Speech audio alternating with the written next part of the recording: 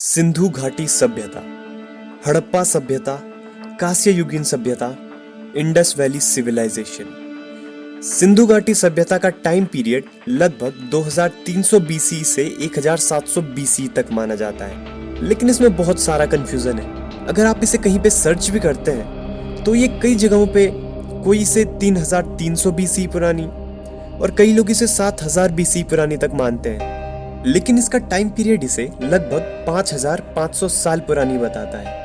पर कुछ लोग दावा करते हैं कि ये सभ्यता लगभग 8000 साल पुरानी है।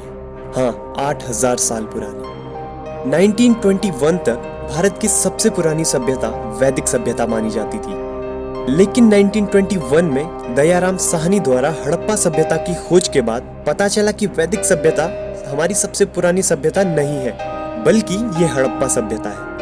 तब भारत को अपने आप में ये गौरव प्राप्त हुआ कि संसार की सबसे पुरानी सभ्यताओं में से एक भारत की सभ्यता भी है। इसके साथ में अगर बात करें मेसोपोटामिया की सभ्यता के बारे में या मिस्र की सभ्यता के बारे में, तो ये दो सबसे पुरानी सभ्यताएं थी, लेकिन 1921 में ये पता चला कि भारत की सिंधु घाटी सभ्यता उनके कंटेम्पररी है। अब अगर हम बात करें कि सिंधु घाटी सभ्यता को इतने नाम क्यों दिए गए हैं, तो ये सभ्यता सिंधु नदी के किनारे बसी थी, जिस वजह से इसे सिंधु घाटी सभ्यता कहते हैं। और इस सभ्यता का खोजा गया सबसे पहला नगर हड़प्पा था, जिस वजह से इसे हड़प्पा सभ्यता भी कहते हैं। और कांस्य युगीन सभ्यता, इस सभ्यता को इसलिए कहा जाता है क्योंकि ये सभ्यता कांस्य युग में बिलोंग करती थी, जिस युग में कांस्य का प्रयोग सबसे पहले हुआ था।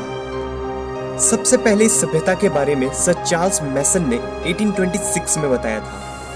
अब आप गौर कीजिएगा कि मैंने कहा सर चार्ल्स मैसन ने बताया था, लेकिन खोजी 1921 में दयाराम साहनी जी ने ही थी। आगे बात करें तो ये सभ्यता एक त्रिभुजाकार सभ्यता थी, यानी ये सभ्यता त्रिभुज के आकार में फैली थी। ये सभ्यता 12,99,600 किलोमीटर स्क्वायर के एरिया में फैली थी, यानी 12,99,600 किलोमीटर स्क्वायर। अब अगर बात करें कि यहाँ कितने तरह की मानव प्रजातियां पाई गई, तो ये 4 तरह की थी, जो थी भूमध्य सागरीय, प्रोटो ऑस्ट्रेलाइड, एल्पाइन और मंगोलाइड। और इनमें मेडिटेरियन यानी भूमध्य सागरीय सबसे ज्यादा और मंगोलाइड सबसे कम पाई गई। माना जाता है कि ये एक अर्बन यानी शहरी सभ्यता थी, लेकिन अब हम ये बात अगर जानते हैं कि इस सभ्यता से मिली स्क्रिप्ट को हम आज तक नहीं पढ़ पाए, तो मन में ये सवाल जरूर आता है कि किस बेस पर इस सभ्यता को अर्बन सिविलाइजेशन घोषित कर दिया गया। आर्कियोलॉजिकल सोर्स के अकॉर्डिंग अंदाजा लगाया जाता है कि ये किस तरह की सभ्यता रही होगी, जिससे हमें पता चलता है कि ये एक अर्बन सिविलाइजेशन थी। अगर हम आज की सभ्यता को उठाकर देखें तो सेम वही हमें यहाँ देखने को मिला। यहाँ का जो वाटर सिस्टम था वो बहुत ही एडवांस था, और यहाँ सड़कें आज के ही तरह एक दूसरे को समकोण पे यानी 90 डिग्री के एंगल पर काटती थी, यानी जिन्हें हम चौराहे भी कहते हैं। यहाँ की सड़कों के किनारे छोटी छोटी नालियां बनी होती थी, जिनका पानी एक बड़े से नाले में जाकर इकट्ठा होता था। अब जैसे हम देखते हैं कि आज के समय में जो घर के दरवाजे होते हैं वो हाईवे की तरफ नहीं खुलते, उसी तरह का सिस्टम यहाँ भी था, वो भी उस काल में, इतने टाइम पहले। वहाँ के घरों के दरवाजे हमेशा रास्तों की तरफ नहीं बल्कि पीछे की ओर खुलते थे। अब अगर हम बात करें कि चारों दिशाओं में इस सभ्यता के मुख्य नगर कौन से थे और ये कहाँ स्थित थे, तो इसका उत्तरी नगर था मांडा। ये चिनाब नदी के किनारे स्थित था और ये नगर जम्मू कश्मीर में स्थित था। इसके बाद इसका दक्षिणी नगर था दैमाबाद, जो प्रवरा नदी के तट पर स्थित था, और ये नगर महाराष्ट्र में स्थित है। अगर इसके पश्चिमी नगर की बात करें तो वो था सुतकांगडोर, जो दास्क नदी के तट पर स्थित था, और ये नगर बलूचिस्तान में स्थित है। और पूर्व में आलमगीरपुर था, जो हिंडल नदी के तट पर था। ये नगर उत्तर प्रदेश में स्थित था। अब अगर सिंधु घाटी सभ्यता की नगर योजना, सिटी अरेंजमेंट की बात करें तो ये 2 भागों में बटा था। शहर के पश्चिमी भाग में शासक वर्ग निवास करता था, और ये थोड़े ऊंचे स्थान पर रहते थे, लाइक दुर्ग बनाकर, जो जमीन पर थोड़ी ऊंचाई पर होते थे। और पूर्वी भाग में सामान्य नागरिक, व्यापारी, श्रमिक रहते थे। इंडस वैली सिविलाइजेशन में मकान पक्की ईंटों के बनते थे। सिर्फ एक नगर ऐसा पाया गया जहां कच्ची ईंटों के मकान पाए गए। इस नगर का नाम था कालीबंगा।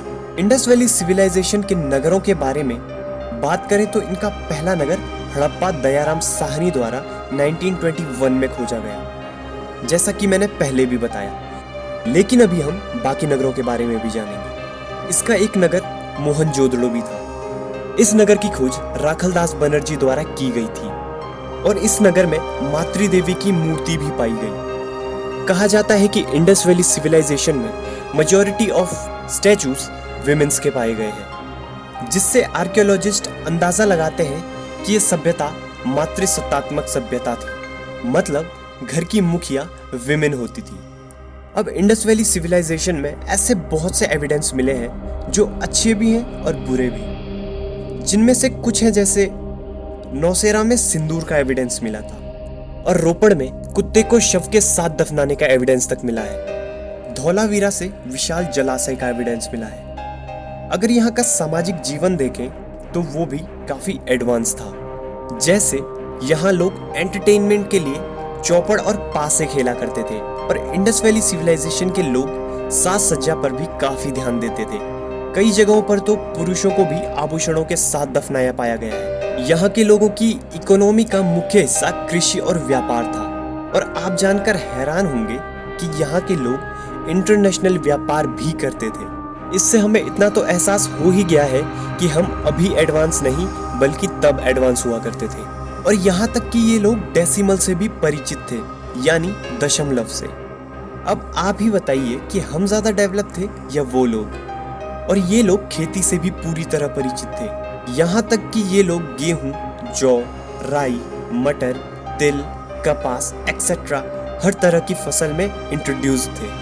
और इनका धार्मिक जीवन भी काफी जानने लायक है, क्योंकि ये काफी धार्मिक प्रवृत्ति के पाए गए हैं। ये लोग देवी देवताओं की पूजा करते थे, लेकिन किस रूप में? ये लोग ईश्वर की मानव के रूप में पूजा करते थे, और ये लोग प्रकृति और पशुओं की भी पूजा करते थे। और इस सभ्यता के लोग जादू टोने पर भी पूरी तरह विश्वास करते थे, और सूर्य की पूजा का एविडेंस भी इसी सभ्यता में पाया गया है। अब हम देखें कि इस सभ्यता की लिपि क्या थी, यानी स्क्रिप्ट क्या थी।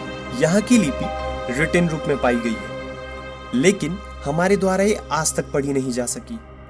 अब इसके बारे में थोड़ा जाने तो ये लिपि राइट टू लेफ्ट लिखी जाती थी, जिस तरह उर्दू लिखी जाती है, और ये एक पिक्टोरियल यानी चित्रात्मक लिपि है। और इस सभ्यता में यू आकार के अक्षर सबसे ज्यादा पाए गए हैं। अब अगर इस सभ्यता के पतन के बारे में जाने तो कई लोगों ने अपने अपने मत दिए हैं। अब जैसे मैंने आपको पहले भी बताया है कि जो हमारे इतिहासकार हैं वो उस समय की कंडीशंस के बेस पे अंदाजे लगाते हैं। अब अगर पहले रीजन के बारे में जाने कि इंडस वैली सिविलाइजेशन का पतन कैसे हुआ, तो वो था बाह्य आक्रमण के कारण। और ये रीजन गार्डन चाइल्ड्स और व्हीलर द्वारा दिया गया है। लेकिन ये रीजन इतना करेक्ट नहीं माना जा सकता, क्योंकि आज से पहले भी भारत पर कई बार आक्रमण हुए हैं, लेकिन इससे हमारी पूरी सभ्यता तो खत्म नहीं हो गई। तो ये रीजन इतना सटीक नहीं माना जा सकता। अब अगर इसके सबसे प्रमुख कारण की बात की जाए तो वो माना जाता है बाढ़। हाँ, बाढ़ यानी फ्लड। ये रीजन जॉन मार्शल, अर्नेस्ट मैके और एसआर राव ने दिए थे, और अगर देखा जाए तो सबसे सटीक रीजन यही मिला था। अब इस रीजन को करेक्ट मानने के क्या कारण हैं? ये तो हम जानते ही हैं कि ये पूरी सभ्यता नदियों के किनारे बसी है, तो माना जाता है कि जलवायु परिवर्तन से बाढ़ आई हो और इस बाढ़ में इस पूरी सभ्यता का पतन हो गया।